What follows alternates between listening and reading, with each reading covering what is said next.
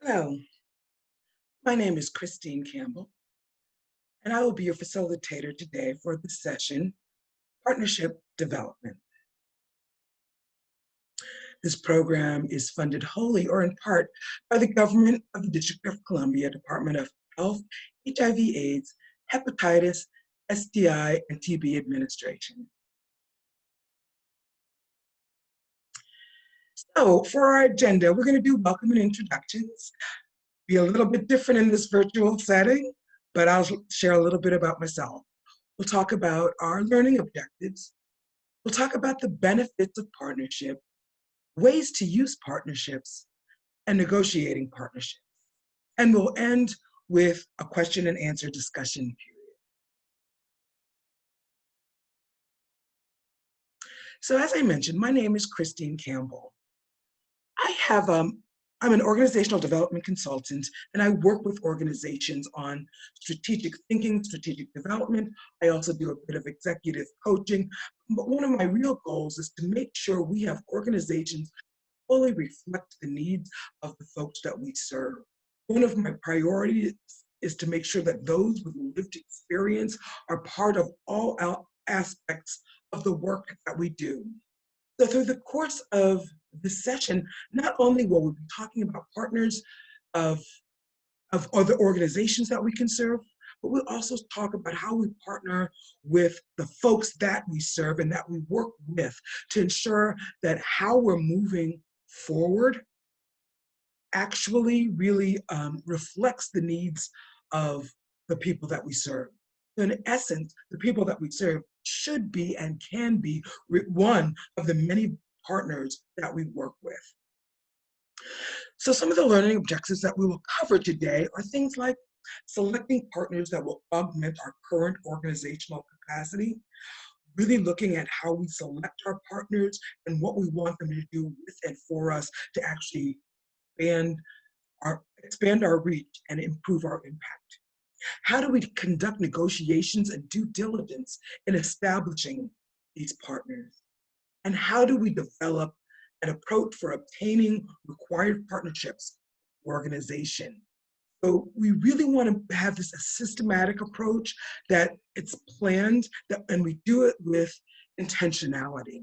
So that's what we'll be covering today. And I hope that as we're going through this session, you're thinking about how each of these elements can be used in your work life to actually improve the partnerships that we're developing.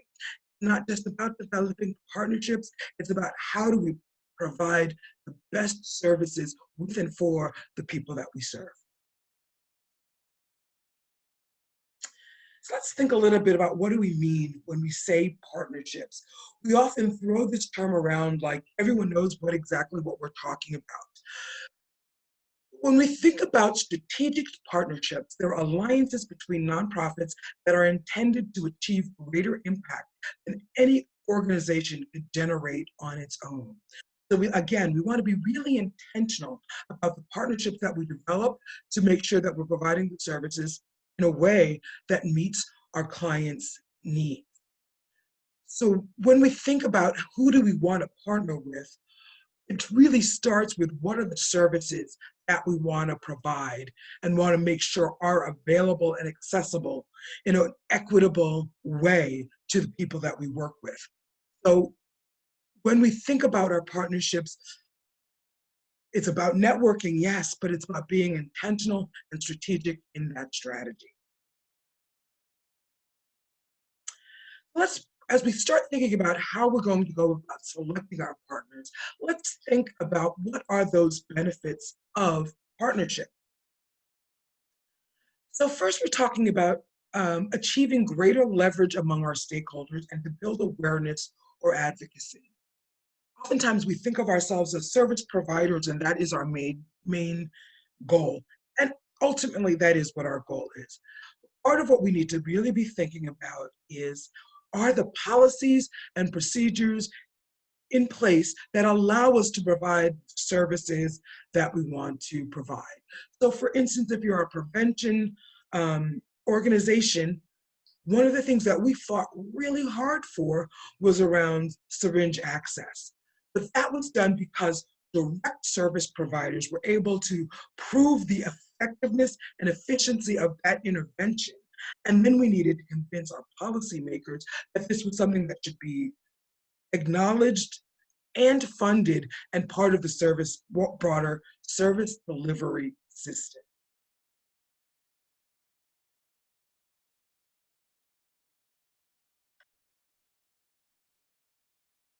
Another benefit of partnership is to address complex issues that require coordinating multiple stakeholders.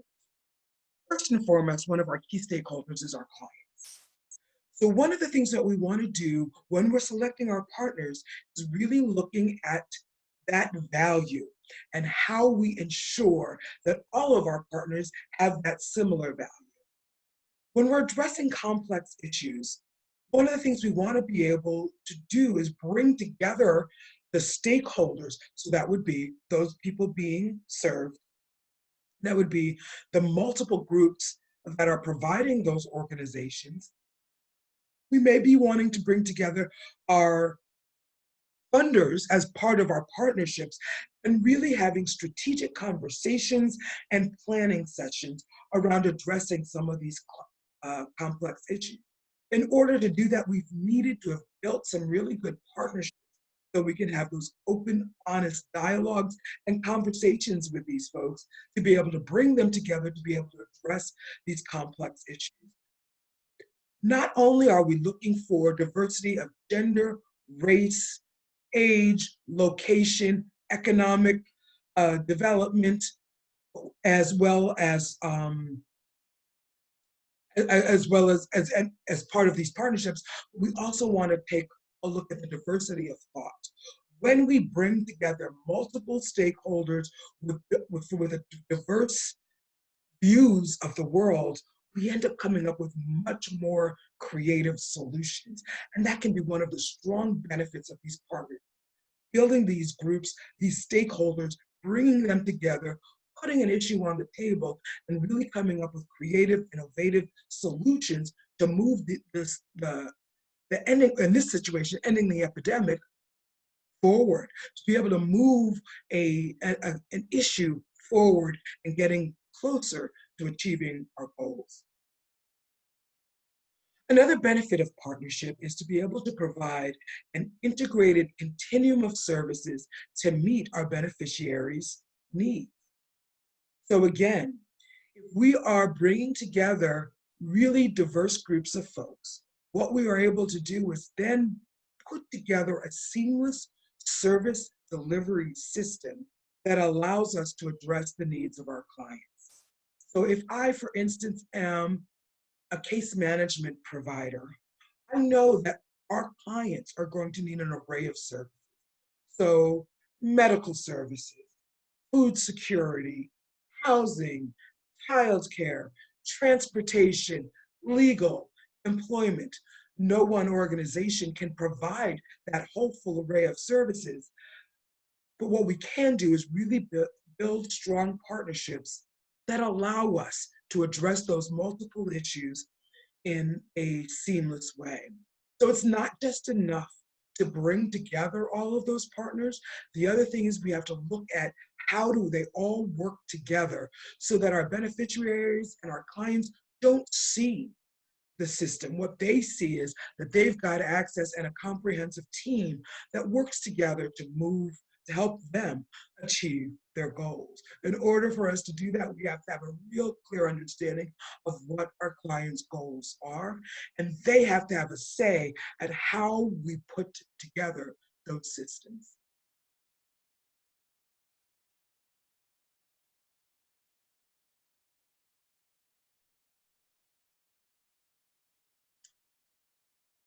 Another benefit of partnerships, being able to strengthen or expand our service quality and performance. So when we are working together in partnership in a team format, what we're able to really do is really look at our quality assurance and utilization review. The other thing we're able to do is really focus on evaluation and do that as part of the beginning of the process. When we bring these partnerships together, what we're able to do is look at service delivery system from intake through goal achievement and ensure that we have strong programs that have the interventions we need that are actually going to improve the quality of life for our beneficiaries and our clients. And that is the point. So one of the benefits of partnership is being able to bring those folks together, bring those partners together, and look at that cycle of performance from intake, assessment, service plan development, interventions for goal achievement, measuring progress, and then being able to see how we're able to move our clients forward. And again, if we've gotten several partners together that are providing different elements of these services, we need to make sure that it is a cohesive, seamless system that allows us to provide the best quality of services to our clients in the long run. Another benefit of partnership is gains in back office or administrative efficiencies. Many of our organizations who do some of the best work in the communities are small organizations. And some of the things that we focus on in those small organizations is how we can provide the best quality of services. But to be a sustainable organization, we also have to look at some of those back office services as well. So when we're talking about the back office services, we're talking about things like finance, human resources, communications, development, those things that are instrumental in ensuring that we have a strong organization and are able to continue to provide our services, but don't have that direct contact with our clients. So let's take a look at what could be a benefit of partnership, say, in finance. In finance, you may want to have someone who has the ability to do some accounting, some support in budget planning and management. So in a smaller organization, being able to share that back office service with a few other organizations actually provides you a cost benefit of being able to have those key services without necessarily having them in-house. You then may only need something like a bookkeeper, but you've got an accountant or a financial officer that's actually managing some of the larger systems issues or working with you as an executive director in some of those system issues. Another area that is considered a back office service that can gain some assistance from partnership is human resources. I have to remind people that human resources is a profession. And often in our smaller organizations, we tag someone who's got multiple tasks and responsibilities to also do the HR. So when we're talking about HR, we're talking about things from recruitment to staff selection, onboarding, training, benefits. There are benefits package, which also should have close alignment with our financial systems.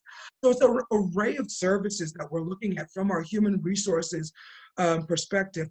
And it's not just the disciplinary side, and that's what we often think about it all. We will want to think about employee support. Should there be mental health or ADA assistance required for our staff? So some of these things can be done as part of a partnership. Those packages can be put together, those access to services and benefits can be part of a larger pool of systems that we really want to think about whether or not we want to have that separated and part of our internal services, or can that be part of a bit larger back office package? Let's think about communications. So communications is more than just our social media presence. Part of it is really putting out there what is our message. So we're looking at things from everything from web design to communication messages to ongoing communication with our staff, our stakeholders, our clients and beneficiaries, our funders. All those things have to be messaged in a way that will further our goals. In smaller organizations, that doesn't necessarily need to be a communication shop in our house. It can be part of a larger partnership where that communications piece has a piece in looking at specifically at the needs of our organization, but also looking at the communication needs of the larger partnership and the systems that we're trying to develop. It also has a big role in that first benefit of partnership in terms of what's our advocacy message? What policies and systems do we want to make sure are changed? A good communications group can help us really develop those messages and be part of that advocacy piece as well. Let's also look at development. When we think about development, we also often think about fundraising for our organization, which is a big part of development. But the other part of development is making sure that the resources are available for us to be able to use to be able to fund our organization. So development has multiple tiers. So there's a way of really looking at partnerships at a broader level around development. One, to make sure that those resources are available to fund our organizations, as well as going after securing those funding. In addition, development has multiple phases. It's about corporate to partner, corporate development and donations, individual donations and partnerships, grant development, foundation, securing funding from foundations, and all of those skills come from different arenas. So one of the things is being with having partnerships in development is being able to say, what can I keep and maintain in-house? And that may be around some of your federal or state grants, because that's so closely tied to direct service.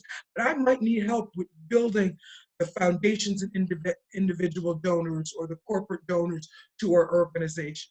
Another part of development is event planning. Is that something I want to have in-house, or is that something that I can partner with? And how do we want to use that event planning? So as all of us know, events in and of itself are not that lucrative, but what they do is build some of our donor base if we plan them well. It gives us exposure that again ties to some of our communication strategy. So more people know about us so that when we go after some of our individual and corporate donors, they're already aware of the great work that we're doing.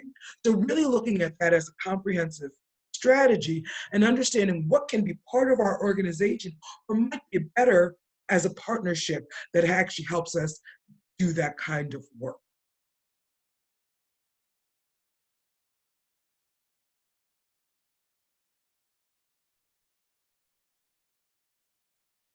Another benefit of partnership is achieving greater economies of program scale. Each of our organizations has a certain amount of ground that we can cover.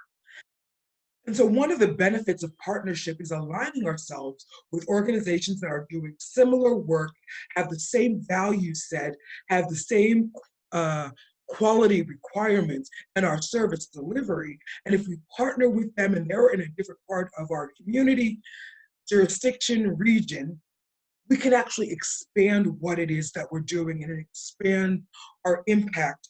And it has a great economy of scale. So for instance, if I am working in a certain part of our community in a certain neighborhood and have a certain cultural bent to the work that I provide, if I partner with a similar or aligned community organization and another part of the community and we're doing similar services, my staff and my structure doesn't necessarily have to do all of that traveling and moving around. So we have a broader economy of scale. Similarly, with some of our advocacy work in terms of some of the work we're doing. If advocacy that I'm doing is a certain part of the region that we're focusing on and certain policies, I can spend my time and energy on those policies and procedures in my community, but I can also align with other regions who have similar goals, and then we can affect the larger system. We have a greater economy of scale. We can build up and have a larger impact in a larger area with some really good partnerships. And this leads into the next one, which is enter new geographies and provide new services or reach to new clients. So the other thing that we want to be able to think about when we're doing our partnerships is not only the space, the ground that we cover, but what it is that we provide. My specialty is one thing. Instead of me becoming a generalist and having to do a lot of everything okay, I can focus on one area and excel in it. And I can lean on my partner to do a different area and excel in it. And together, we're able to have a larger impact. We're able to reach more people. We're able to attract new clients and know that they will get the quality of services because we have the expertise in multiple areas to be able to move forward our agenda.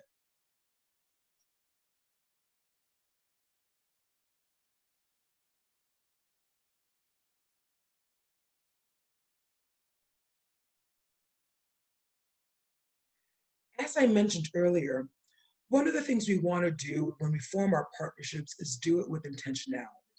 Do it as part of a larger plan in terms of determining what it is we want to do. And part of that is determining what type of partnerships and collaborations would we like to get involved in. So what you see in front of you is a spectrum of collaboration. So let's talk a little bit about association. Associations is a group of organizations that voluntarily combine forces to accomplish a purpose over time. So one of the things it could be, for instance, your social work association. There's a lot of housing coalitions. There's a lot of prevention coalitions where representatives from different organizations get together, identify what the key issues and goals are to be able to move forward that field and be able to to really forward their agenda. So for instance, you might want to be setting goals and objectives around what is the best practice in those areas.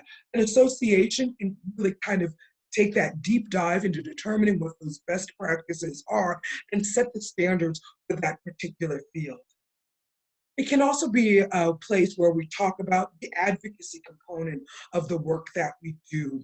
If we know there needs to be systems change, either from a federal agency or on the political landscape, an association can pull together those ideas, set of goals, a series of goals and objectives that will move forward those policy or political or administrative issues, and then systematically go through and push forward in those things. It might be policy and regulation change. It might be needing to have certain political will to move forward an agenda. Again, I go back to syringe exchange. A lot of work went behind really pushing forward syringe exchange in that we knew that it was an effective intervention. But if we just stayed at that service level convinced that it was a good intervention, nothing would have happened. What ended up happening was we needed to have partnerships with associations who did that advocacy work. As service providers, we provided the data and information that showed the effectiveness and efficiency of it. We may have partnered with colleges and universities to take that data and put it in a research format, or be able to have the colleges and universities frame the work that we did in a research protocol to be able to show that that intervention specifically was having an impact on decreasing the prevalence of HIV in our communities. And after you take that research, we then needed to get it to our policymakers to make it legal for us to be able to do it. The associations that we worked with did a lot of work getting people together to ensure that we were talking about and our policymakers were getting the word that this was an effective intervention. And they had to fight for years to be able to show that this was an effective intervention. And that was done at the association level before we were able to get it legalized. And then even after we were able to do that, it then had to go to the administrative level so that there were administrative guidelines and protocols that allowed us to do the work, that were then able to allow for the administration to fund the work that we did in a way that would really serve our clients. So being part of an association at whatever level we are allows us to make sure that our clients are getting the services we need. Often as direct service providers, we back off of advocacy. We know that there are nonprofit uh, parameters that we have to work with to be able to do that work. Being part of an association allows us as a service provider to really watch our nonprofit status, while allows the association to do a lot of that advocacy and, if necessary, C4 work that needs to get done. But we're able to have input in terms of defining the need and defining the process or system that needs to be in place for us to be able to move forward an issue. So again, being part of an association can be part of multiple levels: setting standards for our organizations, moving forward a system that we know will be beneficial to helping our clients, as well as just having that brain trust of being able to make sure we know what the best practices are in our arena. Next on this spectrum of collaboration is joint programming, which basically is contractual programmatic undertaking of two or more entities without actual legal incorporation. So this is where we are looking at the spectrum of services that our clients need. And we know that for it to happen best, I may be able to provide one part of the service, and one of my partner organizations may be able to provide another. So what we then enter into is a contractual agreement where, for instance, if I am a housing provider, I will provide the housing, and if you are a case management provider, you will provide the case management.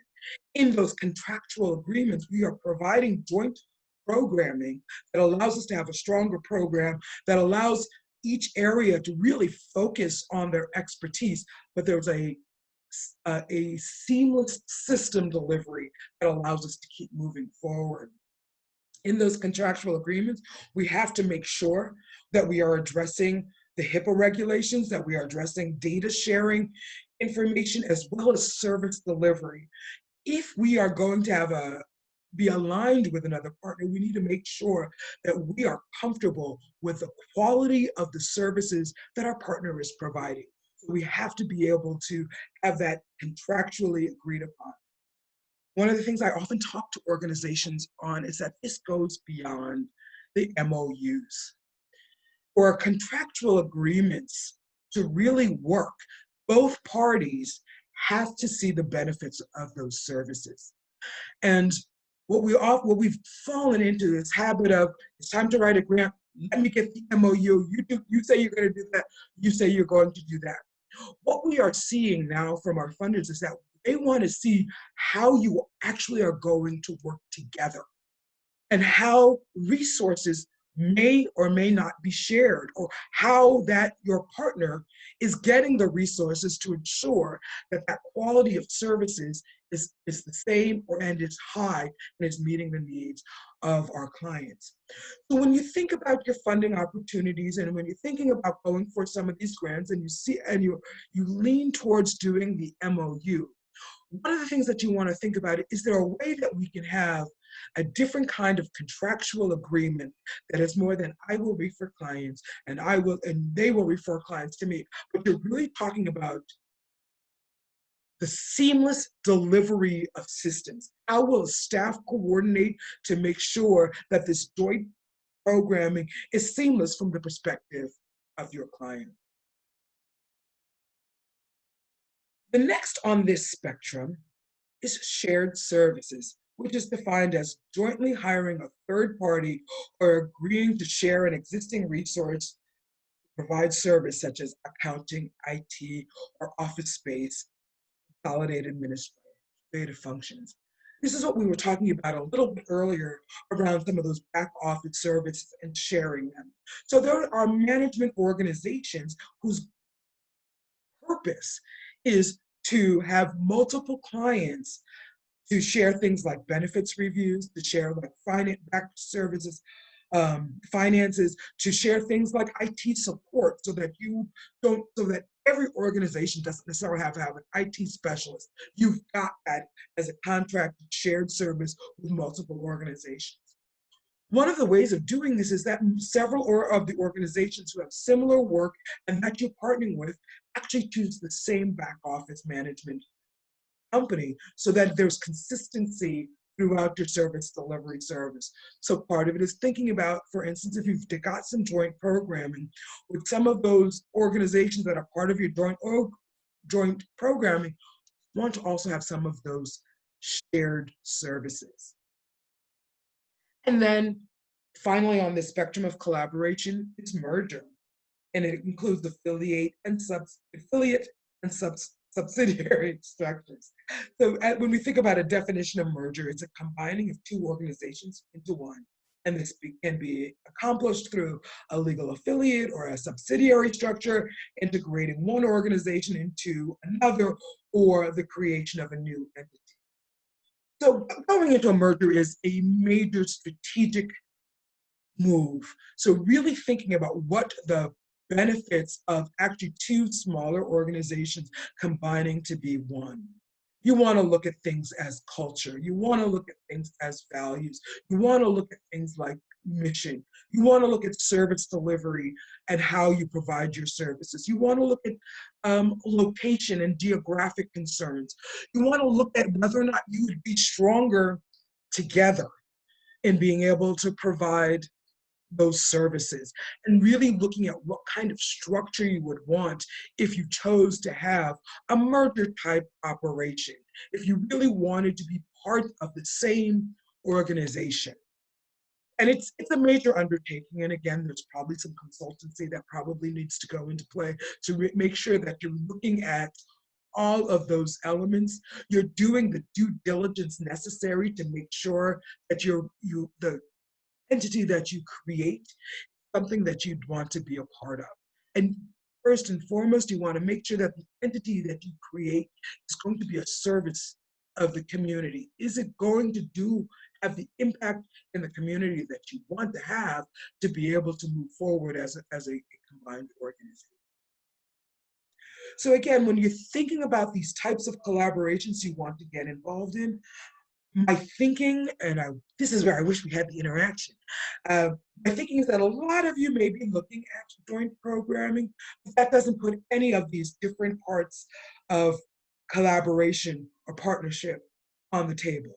It gives you a lot to think about, and we want you to think about it through your strategic lens. What is your mission of your organization, and what's necessary for you to have in place? What partnerships do you need to have with you to be able to meet your mission?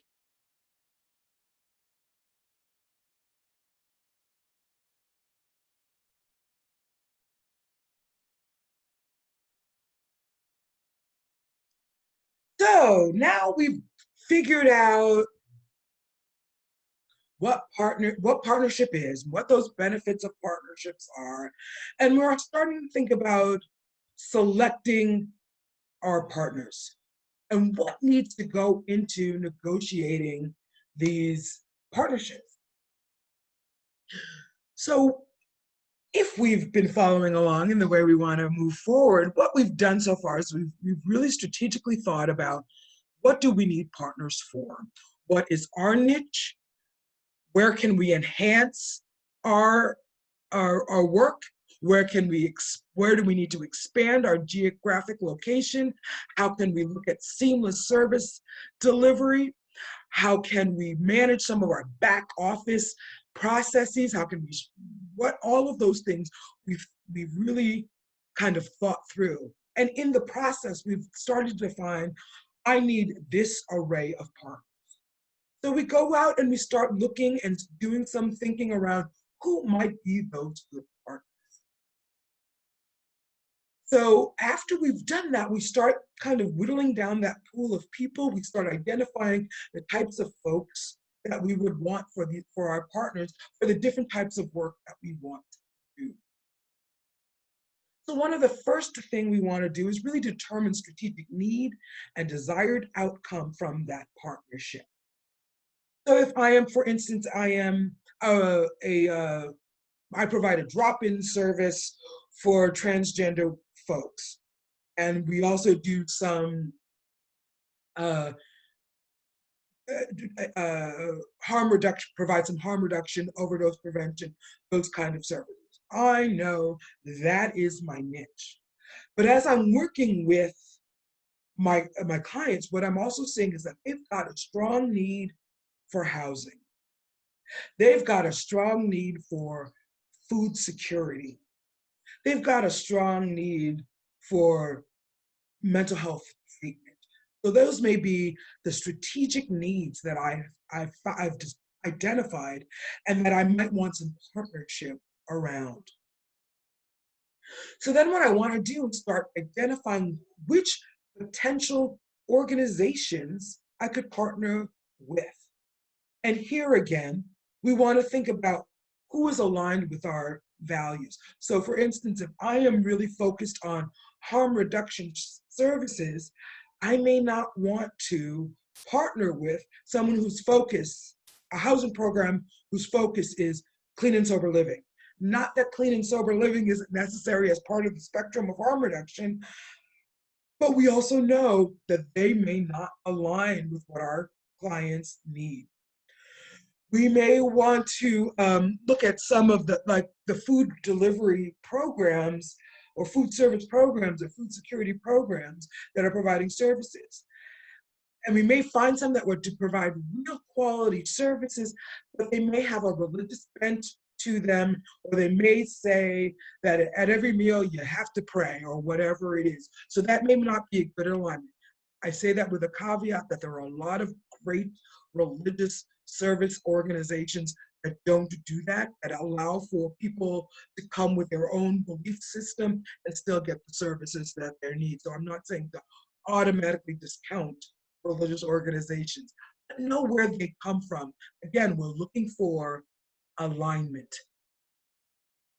After you've identified who your potential partners might be that meet your strategic need, you start with some bi-directional visits. They visit you, you visit them, you talk to some of their clients, you talk to some of their staff, and see if the values and the vision and the mission align. You have targeted conversations around alignment. You talk about what their mission is, what your mission is, and is there agreement in terms of how alignment on how you want to move forward. You talk about their value around those with lived experiences having power and decision-making authority, and see if there's alignment around that. You talk about their board structure and diversity and how they work and how they interact with the organization, and see if there's some alignment around that. You look at how people are treated, both staff and your clients are treated within an organization, and is there alignment around that? You look at the level of professionalism that you want for your organization. And I say that in a way that there isn't one way that professionalism should be delivered, but you look at it, if you are a family-oriented, family setting type organization, are you going into an organization that has more of a corporate structure? Both can be beneficiary, both can be very effective, but you have to question as to whether or not those strategies are going to align and blend. So being able to make sure that those things are aligned. I want to stress the caveat that there are many ways to do businesses and provide services, all that have merit and value. And when we are selecting our partnerships, what we're looking for is alignment. Even if they're not the same, that they can at least work.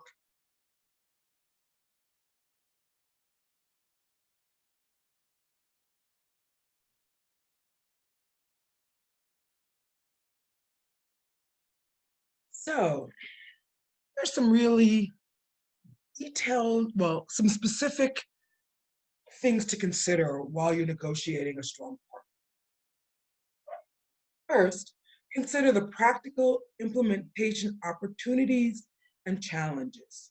So what do we mean by implementation opportunities and challenges? Let's look at things like policies and procedures. Do the partners have a similar structure in terms of how they go about developing policies and procedures? So one of those things is really looking at how do we make those aligned and again, similar in force. Another thing that we really want to look at is how are the systems managed? What is the organizational structure of each of the partners, and is there alignment? One of the things we often find is, like, for instance, those organizations that have the CEO, vice president, managing director structure have a hard time aligning when you've got the executive director, deputy director, manager coordinator structure. So we have to really look at how do we make that management structure align. It's not even about changing it. It's about how do we define it so that there is some equality and equity across the team. So if I'm considered a manager and that's similar to the vice president and the CEO structure, we have to make sure that that's defined and aligned so people know that they're working across systems, across partnerships in a similar way. We want to make sure that those who have decision-making authority are actually able to work together in a way that makes sense for both organizations, especially if you're going for a joint programming structure. Part of what you want to be able to do is across the partnerships, make sure that those with a similar authority and responsibility and decision-making capability are meeting on a regular basis to look at things like policies and procedures, to look at things like systems, to look at things like documentation and reporting, to make sure that they're all moving together. And if we haven't moved and looked at how those people are supposed to be working together, there can be a lot of confusion. And we want to decrease that confusion as much as possible. Another implementation opportunity can also be viewed as a challenge is location. Where are we doing our work? And is there an easy way to actually communicate? One of the very interesting things that this time has taught us is that this venue that we're using, be it all these virtual platforms, has really expanded our ability to be able to work together across jurisdictions and across geographies in a way that we never had imagined before. Organizations have had to really think about working from home and working remotely in a completely different way. But as you know, and probably as you're experiencing at this very moment, there are challenges. How do you stay engaged? How do you ensure people on the other side of this virtual screen is actually engaged in the work that we're doing? So whereas it's an opportunity, it's also a challenge because we don't know. It's not the same as that personal interaction, but it is something to look at and see how you can manage it.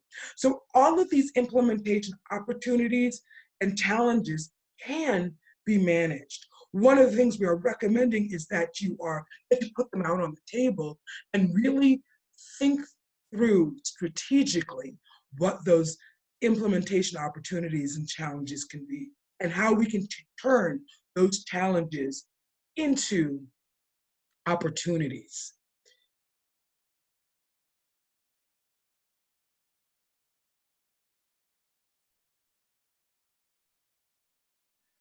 Regardless of the type of partnership you're planning to enter, be it associations, joint programming, back office services, even a merger, conducting due diligence and negotiations. What do we mean by due diligence? So due diligence has multiple components. One, it's looking at how the partner runs, how your particular partner runs. So you want to look at its fiscal operations, it's human resources operations, it's documentation policies, it's ratings as an organization, um, how all of those things run. So you want to do that deep dive into the paper trail, as we sometimes call it. You know, what is the communication look? What kind of press and media have they gotten? What kind of social media presence do they have or don't they have, and for what reason? What do their finances look like? Do they have a balanced budget? Are they in a bit of debt that this partnership is supposed to address? Again, that may be a challenge, but it could also be an opportunity. Looking at their documentation, look at their monitoring reports. How have they been monitored? Who have they been monitored by? How have they used their funding? Have they used their funding in appropriate ways? Have they had a lot of findings from their funders? So really taking a deep dive into their finances as well as their operation. Another part of the due diligence is really looking at your potential partners' staff and their clients. How are the staff treated? How are the staff perform? What's their performance cycle look like, from setting of performance goals, goal achievement, evaluation, and review? What does their compensation structure look like? Do they pay their staff fairly? Do you pay your staff fairly? So these are all the things that you're going to do as part of your due diligence. You'll want to look at the physical plan. Where are they conducting their services? Where are they conducting their operations? How are they maintained? Is it the atmosphere and feel that you would like as part of your partner? Does it reflect the culture of the organization? Does it reflect the culture of the people that you serve? Do they appear opening and embracing and welcoming to the whole spectrum of people in our community?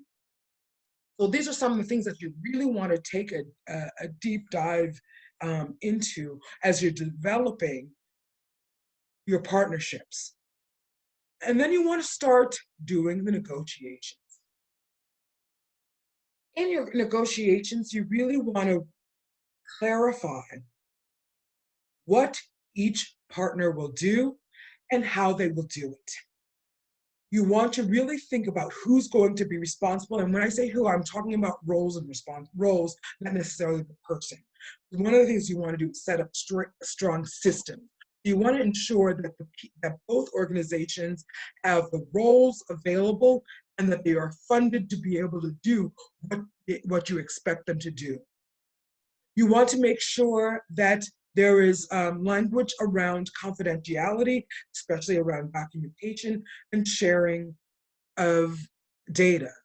You want to talk about how the fiscal systems will work together or separately, who pays whom, when, even if there's not a shared funding agreement. You want to make sure that your partner is doing what they need to do so that there's no danger of them losing their funding, and are able to continue to do those partnerships. You want to make sure that the processes in place in terms of how the organizations operate align and they work together seamlessly. You want to talk about who owns what.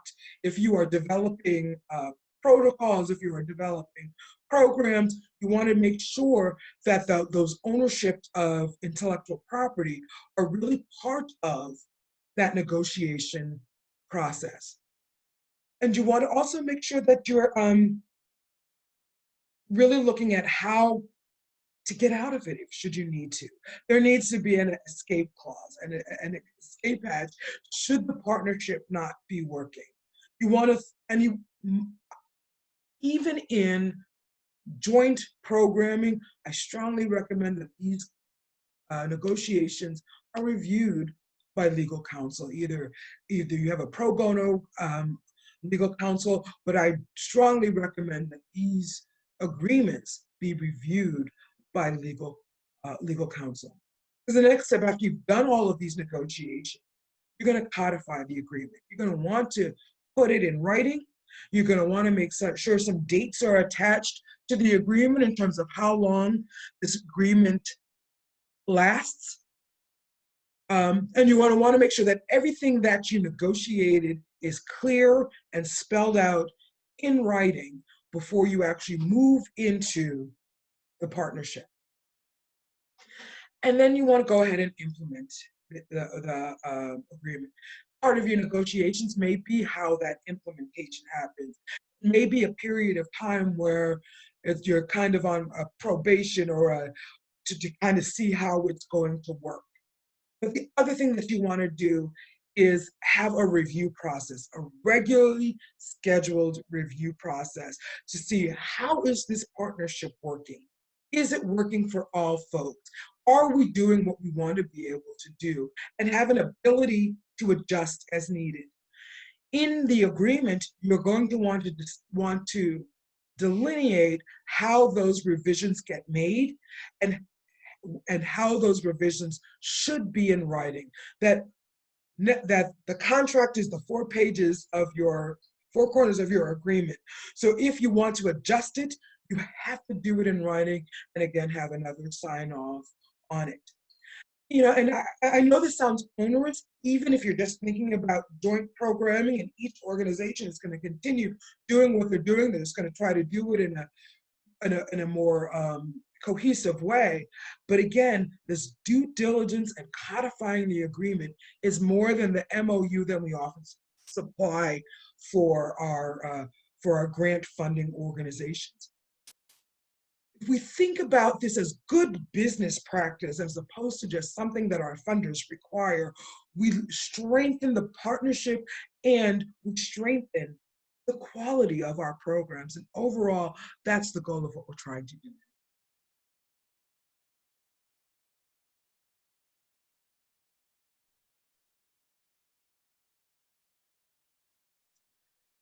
Oh, we have gone over a lot in this last hour, and it's a lot to think about. And a lot of this work uh, would have been really great if we could have done it together, group, even in these settings. But even in this setting, I think what we want to do is really think about these discussion questions.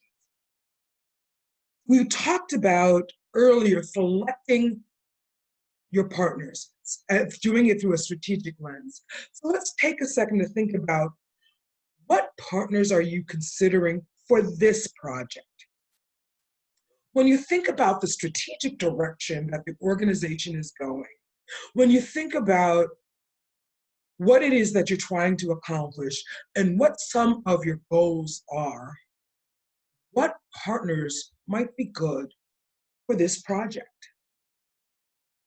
If you are providing prevention services, if you are providing housing services, if you are providing medical services, if you are providing um, case management services, what kind of strategic partners would you need for this project?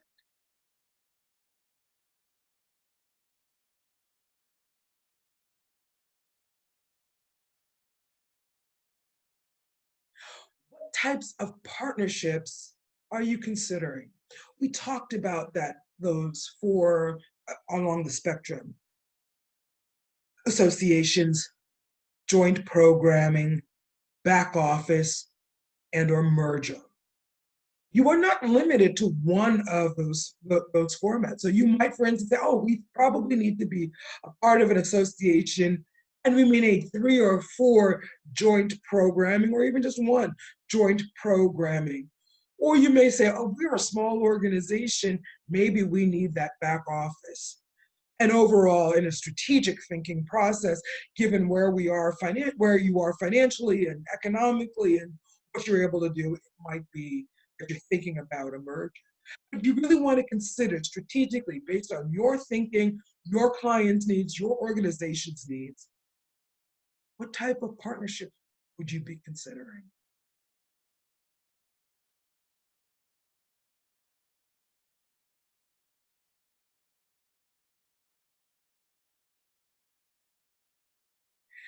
Next, we want to think about What are you looking for in a partner? What kind of aligned mission, vision, and values? What kind of organizational culture? What specific expertise are you looking for? What's going to enhance what your organization currently does? What might be able to expand your reach or expand your impact?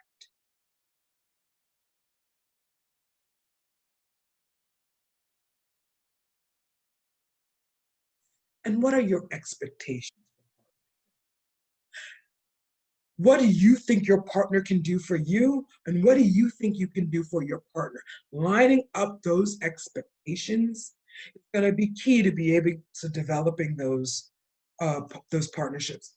If we don't think about what our expectations are and don't share those expectations as part of that bi-directional communication in selecting a partner, we can go awry. And one of those opportunities quickly becomes a challenge. So we're going to open this up for questions right now, and I look forward to having some really in-person dialogue with you momentarily.